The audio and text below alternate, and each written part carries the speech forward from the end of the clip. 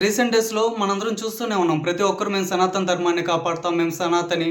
మాకు హిందూ ధర్మం అంటే ఎనలేని భక్తి. మా సనాతన ధర్మాన్ని ఎవడన్నా అవమానిస్తే మేము ఒప్పుకోము. ఖచ్చితంగా దాని మీద చర్యలు తీసుకుంటామని చెప్పి ప్రతి ఒక్కడు ఎగురుతూ ఉంటాడు. మరి అసలు నిజంగా చెప్పాలంటే సనాతన ధర్మాన్ని అవమానించేది ఎవరు? మనం కాదా? దీనికి సంబంధించి ఒక బెస్ట్ ఎగ్జాంపుల్ చెప్తా. ఎవరు కాదని చెప్పలేనిది. మన ఊర్లలో గానీ, లేకపోతే ఎక్కడైనా గానీ దేవుడికి సంబంధించి ఏదైనా పెద్ద జాతరలు జరుగుతున్నాయి అంటే, ముందుగా అందరూ దేవుడి దగ్గరికొచ్చి దండం పెట్టుకుంటారు, పూజలు చేస్తారు, హారతులిస్తారు, అంతా బానే ఉంటుంది.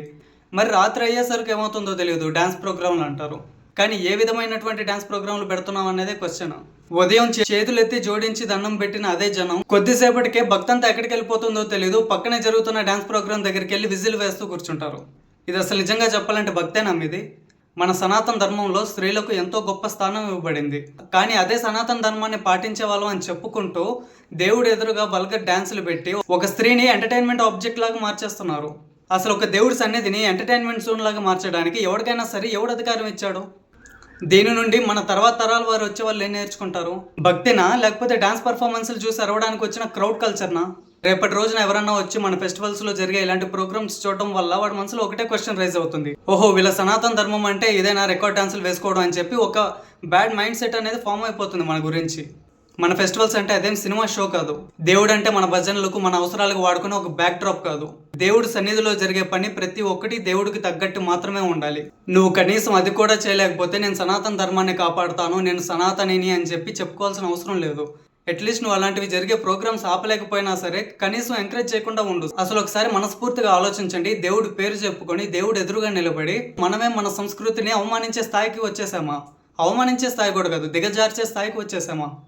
ఏదైనా ఒక ఊర్లో ఒక దేవుడికి సంబంధించి ఒక జాతర జరుగుతుంది అంటే ఆ ఊర్లోనే కాకుండా చుట్టుపక్కల ఉండే ఊర్లో వాళ్ళు కూడా వస్తూ ఉంటారు. చిన్నపిల్లలు, పెద్దవాళ్ళు, ఆడ మగ తేడా లేకుండా ప్రతి ఒక్కరు వస్తారు.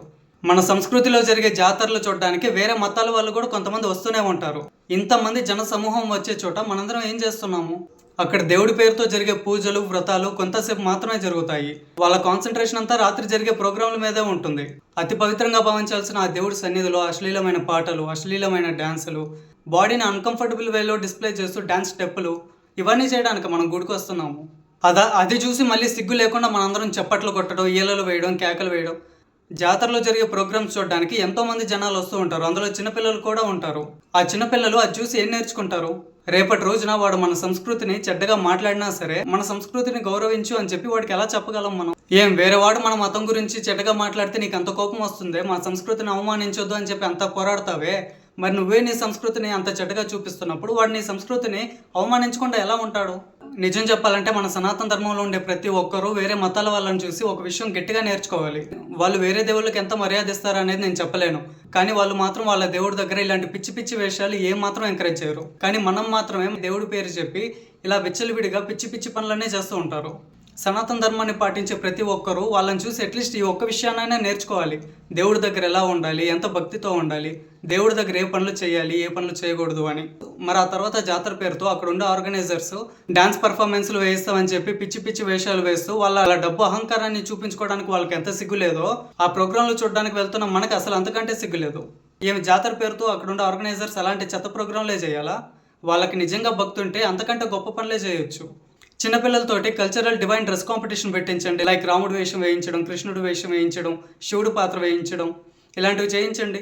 మన పురాణ ఇతిహాస గాథల్లో ఎన్నో గొప్ప సంఘటనలు జరుగున్నాయి. వాటిలో ఒక సంఘటన తీసుకొని నాటకంలాగా వేయించండి చిన్నపిల్లలతోటి. మన పురాణాలకు సంబంధించిన క్విజ్ కాంపిటీషన్లు పెట్టండి, లేకపోతే క్లాసికల్ డాన్సెస్ వేయించండి. ఎవరు కాదంటారు? ఇలాంటి ప్రోగ్రామ్స్ చేస్తే జనం చూడడానికి రారా? తర్వాత ఆ ప్రోగ్రామ్స్ చూసిన వాళ్ళు ఎంత గొప్పగా చెప్పుకుంటారు మన సనాతన ధర్మంలో ఎంత గొప్పగా ఉందా అని చెప్పి. ఇలా చేయడానికి బదులు ఎందుకని మన ధర్మాన్ని మనమే కించపరుచుకుంటున్నాము? అది కూడా సాక్షాత్ దేవుడు ఎదురుగా. ఇతర మతాల వాళ్ళు కనీసం 180-90 మంది మన హిందూ ధర్మాన్ని, మన సంస్కృతిని దూరం పెడుతూ ఉంటారు. ఎందుకని? దానికి కారణం ఇలాంటిదే. మనమే మన సంస్కృతిని ఇతరులకు చెడ్డగా చూపిస్తున్నాము. మన సనాతన ధర్మం పేరుతోటి, మన పండుగల పేరుతోటి, మన జాతరల పేరుతోటి జరిగే చెత్త పనుల్లో కేవలం ఒక ఎగ్జాంపుల్ మాత్రమే చెప్పాను నేను. ఇలాంటివి జరుగుతూనే పోతుంటే రేపటి రోజున మన సంస్కృతిని వాడెవడో కాదు, మన సనాతన ధర్మాన్ని మనమే అసహించుకునే స్థాయికి, మనమే ప్రశ్నించే స్థాయికి చేరుకుంటుంది. నా సనాతన ధర్మాన్ని అవమానించాడు అని చెప్పి వాడిని ప్రశ్నించేదానికంటే, వాడిని తిట్టేదానికంటే, వాడి మీద నీ పొగరు చూపించేదానికంటే ముందు నిన్ను నువ్వు ప్రశ్నించుకో. నేను నా సనాతన ధర్మానికి ఎంత న్యాయం చేస్తున్నాను? నా సనాతన ధర్మం విలువలు ఎంతగా పాటిస్తున్నాను, నా సంస్కృతిని ఎంత గొప్పగా ప్రజల్లోకి తీసుకెళ్తున్నాను అని చెప్పి నిన్ను నువ్వు ప్రశ్నించుకో ముందు. చివరిగా నేను చెప్పాలనుకుంటున్నది ఒకటే, బయట ఎలా ఉన్నా సరే కనీసం దేవుడి ముందుకెళ్ళినప్పుడు దేవుడి సన్నిధిలో అయినా కనీసం మనం మన ప్రవర్తనకి సిగ్గుపడకుండా ఉండే విధంగా ఉందాము.